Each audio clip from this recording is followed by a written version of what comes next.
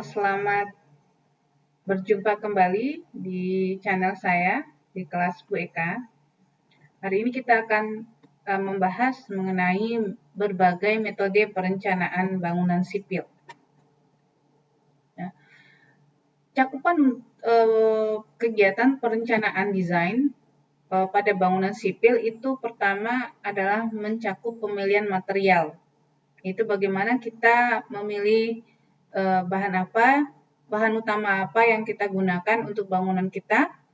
Bisa baja, bisa beton, bisa beton bertulang, ya, bisa beton prategang, bisa kayu, atau merupakan gabungan dari kesemua yang di atas.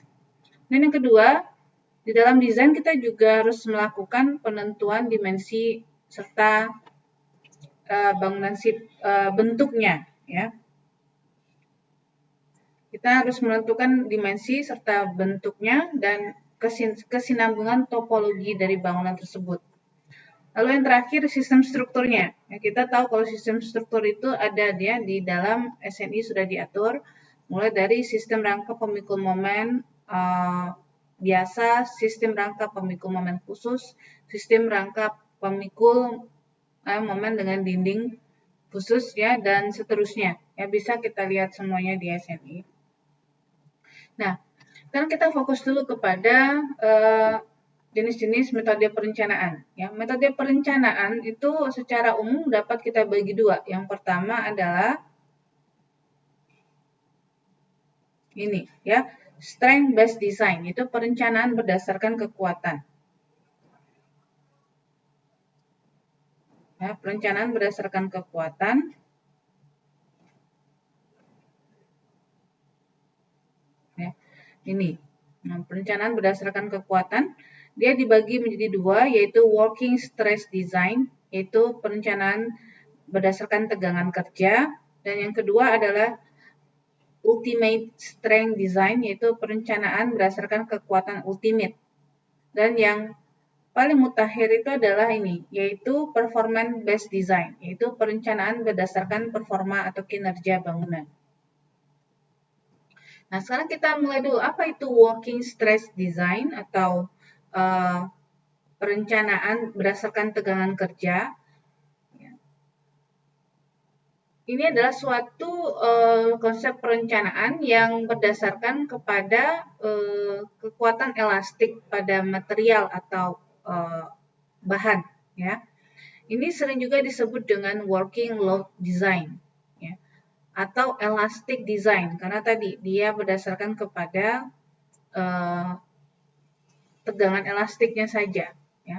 Di mana tegangan, ya, jika kita beri suatu beban struktur kita, maka tegangan, regangan, perpindahan serta deformasi yang terjadi itu dibatasi hingga hanya berada di bawah batas elastis. Ya. Kalau kita ingat, ya, kita punya diagram tegangan dan regangan. Ya. Ini kita punya grafik. Kita ingat, ya, bahwa grafik itu kalau kita beri beban, maka dia akan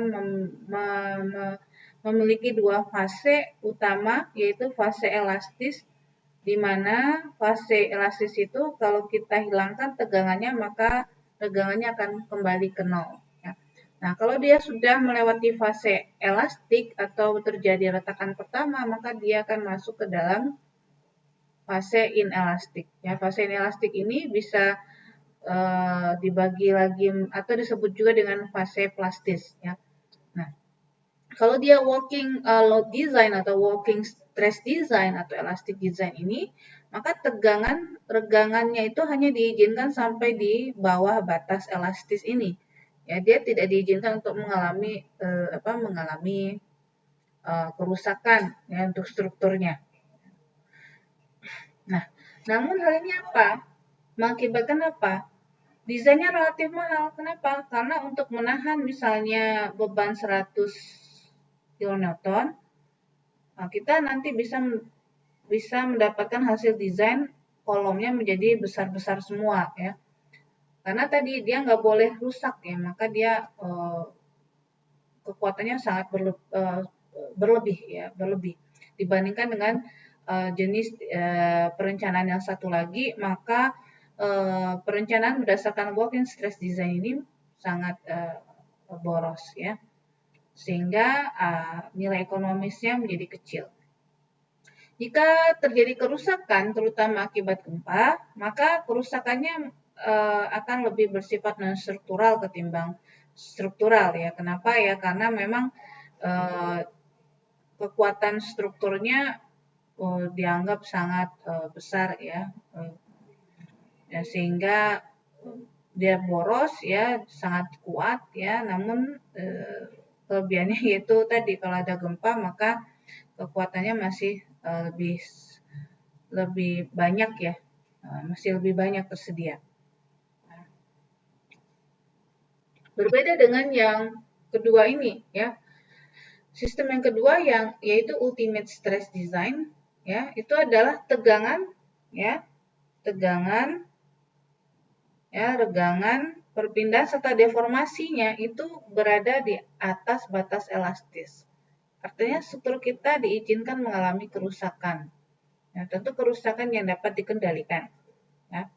Nah, karena ini bukan rusak yang ini ya, yang rusak parah ya, tetapi tidak boleh rubuh pastinya ya, tetapi harus bisa dikendalikan ya, sehingga nanti mengakibatkan kekuatan material yang ada itu harus kita manfaatkan semaksimal mungkin. Kalau yang tadi ya, yang walking stress design itu kekuatan materialnya masih ada sisanya ya, kita cuma pakai elastis aja, sedangkan materialnya sebenarnya masih bisa nahan sampai di sini ya, masih ada sekitar misalnya 25% lagi ya kekuatannya tidak kita gunakan, kan boros. Nah, ini dengan menggunakan ultimate stress design kita memanfaatkan kekuatan materialnya sampai ultimate ya, sampai di batas ultimate ini ya, sehingga akibatnya apa ya, kalau kita buat kolom, maka kolomnya menjadi jauh lebih kecil dibandingkan dengan dimensi kolom dengan menggunakan metode walking stress design tadi. Nah, akibatnya desain menjadi relatif lebih murah jika terjadi kerusakan. Namun apa? Jika terjadi kerusakan akibat gempa, maka bisa saja terjadi kerusakan berat ya pada struktur. Ya, bisa terjadi retakan, namun tentu ya dalam perencanaan ini tetaplah harus ya struktur ini tidak boleh mengalami kerusakan yang kolaps ya, yang rubuh yang dapat mengakibatkan nyawa orang di dalam kondisi bahaya atau misalnya terluka gitu ya. Nah, akibatnya apa? Karena kerusakannya ada yang bersifat struktural, maka perbaikannya menjadi relatif lebih mahal dibandingkan dengan walking stress design tadi. Nah, oke. Nah, ini dia sedikit kesimpulan dari apa saja keuntungan dan kerugian untuk metode elastic design ya. Atau kalau ini adalah walking stress design ya, walking stress design.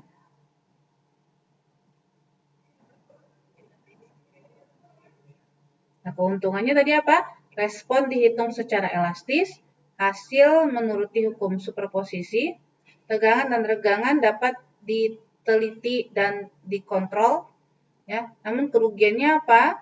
Dimensinya menjadi lebih besar, hasil desain konservatif, dan jadinya apa?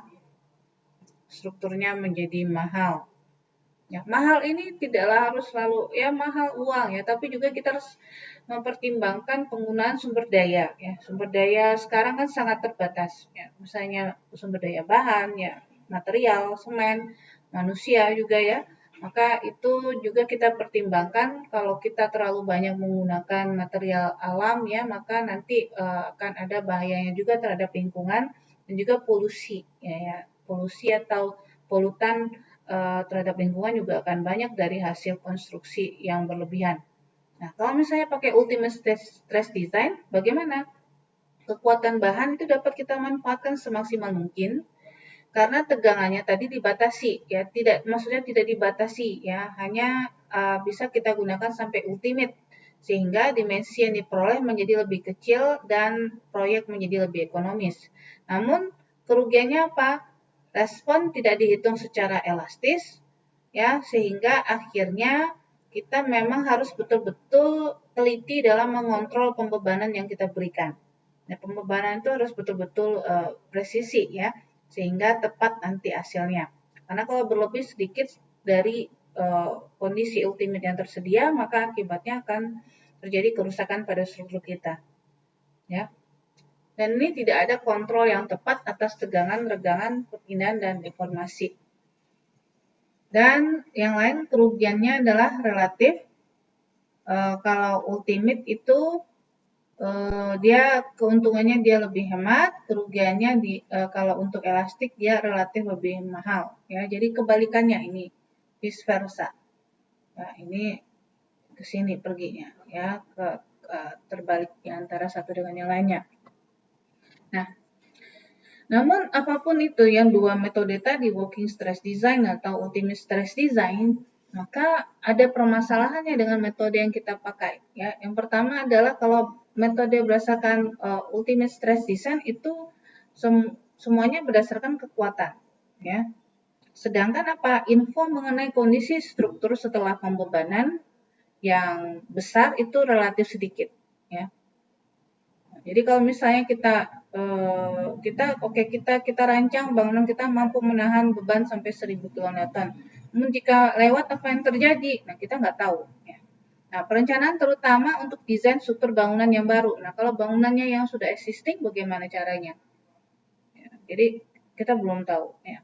Nah, evaluasi struktur lama dan retrofit struktur yang rusak berdasarkan kekuatan.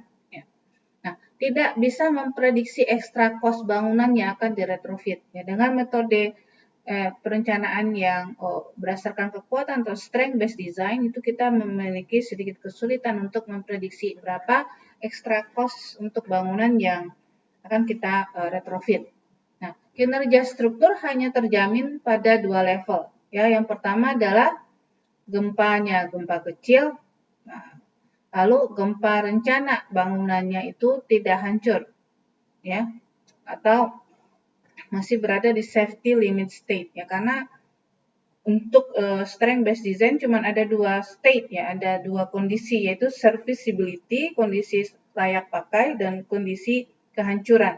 Kita tidak tahu bagaimana kinerja struktur antara ini, ya, antara bisa dipakai dan hancur, ya, ini bisa dipakai. Nah, yang ini hancur. Ini kolap, hancur strukturnya atau rusak berat. Nah, dengan menggunakan strength based design kita nggak tahu bagaimana kondisi bangunan kita di antara ini. Kalau dia rusaknya sedang, kita nggak tahu bagaimana status bangunan kita, ya, kinerjanya seperti apa, kita nggak tahu. Nah, karena itulah ini permasalahan yang kita temukan jika kita menggunakan strength based design. Nah, karena itu sekarang kita mulai beralih ke performance based design. Ya. Perencanaan berdasarkan kinerja atau performa. Ya.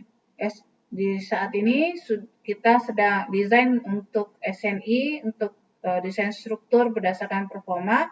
Lalu SNI juga sedang dilakukan untuk evaluasi bangunan yang sudah ada existing, juga ada SNI untuk retrofit atau perkuatan bangunan yang sudah existing. Sekarang kita coba lihat ya yang menarik ya mengenai performance based design ya, yaitu perencanaan bangunan berbasis kinerja.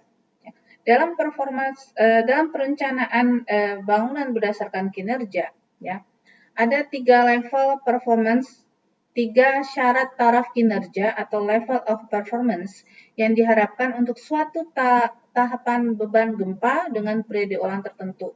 Yang pertama adalah ini, kinerja batas layan atau serviceability limit state, kinerja kontrol kerusakan atau yang disebut dengan damage control limit state, dan yang terakhir adalah kinerja keselamatan atau safety limit state.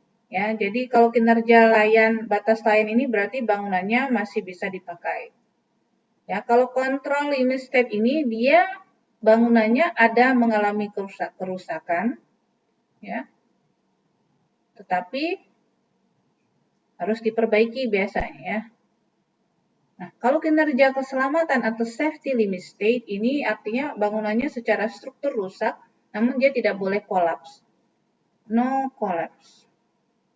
Nah, ini jadi ada 3 kategori atau taraf kinerja pada perencanaan bangunan berbasis kinerja. Nah, jenis perencanaan ini bisa kita gunakan untuk merencanakan bangunan baru maupun ini ya bisa kita gunakan juga untuk merehabilitasi seismik bangunan existing ya untuk gempa yang akan datang ya. Nah, dengan menggunakan performance based design ini maka kita bisa mensimulasikan ya bangunan yang dikenakan gempa tertentu ya secara bertahap atau langsung juga bisa ya. Dari situ kita bisa mendapatkan informasi ya dari tahap kinerja yang nanti ditunjukkan oleh bangunan kita, maka kita bisa memperoleh informasi yang pertama, kita tahu bagaimana risiko keselamatan pada bangunan tersebut ya. Lalu kita juga bisa tahu bagaimana kesiapan pakai atau okupansi dari bangunan tersebut dan kita juga tahu kemungkinan berapa besar kerugian harta benda atau economic loss yang mungkin terjadi jika bangunan tersebut dikenai gempa. Ya. Nah, sasaran kinerja bangunan itu sendiri dapat dibagi menjadi 2, yaitu kejadian gempa rencana yang ditentukan atau earthquake hazard atau taraf kerusakan yang diizinkan atau level kinerja atau performance levelnya. Ini dia ya. Jadi level kinerja itu ada 4 ya. Yang pertama adalah ini ya, operasional. Nah, pada kondisi operasional tidak boleh ada kerusakan yang berarti pada struktur dan non struktural ya. Bangunan masih harus tetap berfungsi. Ini artinya operasional, ya nggak boleh ada kerusakan. Contohnya, kan strukturnya nggak apa-apa Pak, loh tapi kalau misalnya ya ada kaca pecah di depan pintu masuk mall, memangnya bisa dipakai? Tidak ya, tamu kan tidak boleh masuk, artinya dia tidak boleh beroperasional. Sehingga demikianlah, level kinerja operasional tidak boleh ada kerusakan apapun, termasuk kerusakan non-struktural. Kemudian level yang kedua adalah ini, IO atau immediate occupancy. Nah, bangunan bisa langsung dapat dipakai begitu gempa terjadi. Nah, pada kondisi ini dapat dijelaskan bahwa pada struktur tidak boleh ada kerusakan, ya. Kekuatan dan kekakuannya kira-kira hampir sama dengan kondisi sebelum gempa, ya. Nah, lalu yang ketiga adalah life safety, keselamatan penghuninya terjamin. Ya. Di sini dapat diartikan boleh terjadi kerusakan pada komponen struktur, ya, boleh ada terjadi deformasi sedikit, ya kekakuannya boleh berkurang, tetapi masih di ambang yang cukup terhadap keruntuhan. Jadi nggak boleh condong ke arah runtuh, ya. Boleh rusak sedikit, ya seperti ini, ya ini anunya, ya. Life safety itu bangunannya kira-kira bentuk kerusakannya seperti ini. Sudah mulai boleh ada miring sedikit ya, ini ada sedikit deformasi, tapi masih dalam batas aman ya. Lalu kemudian dindingnya sudah mulai ada retakan, ya boleh ada retakan ya, nah, seperti itu. Ya. Nah, penilaian dari life safety ini ya bangunannya nanti masih bisa diperbaiki. Nah, yang terakhir adalah collapse prevention, ya, yaitu bangunannya intinya adalah kita menghindari keruntuhan total. Nah, di sini komponen strukturnya mulai banyak yang rusak, ya, non strukturnya tentu juga rusak, kekuatan struktur dan kekakuannya mulai berkurang banyak, dan hampir runtuh ya, agak miring sedikit gitu ya. Nah, namun tetap nggak boleh rubuh, ya nggak boleh rubuh, karena kalau rubuh ya tidak tercapai tujuan dari performance based design tadi ya. Based design itu kita mengecek secara bertahap, secara teliti ya status bangunan kita ya untuk keselamatan pengguna dan juga kebutuhan owner ya. Apakah bisa digunakan atau tidak bangunannya secepatnya saat terjadi setelah terjadi gempa. Nah, bagaimana batasan-batasan dari bagaimana kita menentukan bangunan kita itu masuk ke dalam level kinerja operasional, IO, life safety, atau collapse prevention. Nah, kita bisa lihat dari parameter-parameter yang ada. Contohnya yang pertama itu adalah ini. Kita bisa cek ya, kita lakukan analisa struktur pada bangunan kita, lalu kita bisa cek berapa besar maksimum total driftnya atau drift simpangan maksimum bangunan kita itu berapa.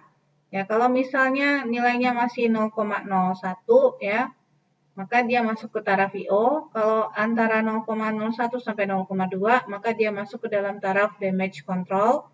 0,02 dia masuk ke dalam taraf life safety.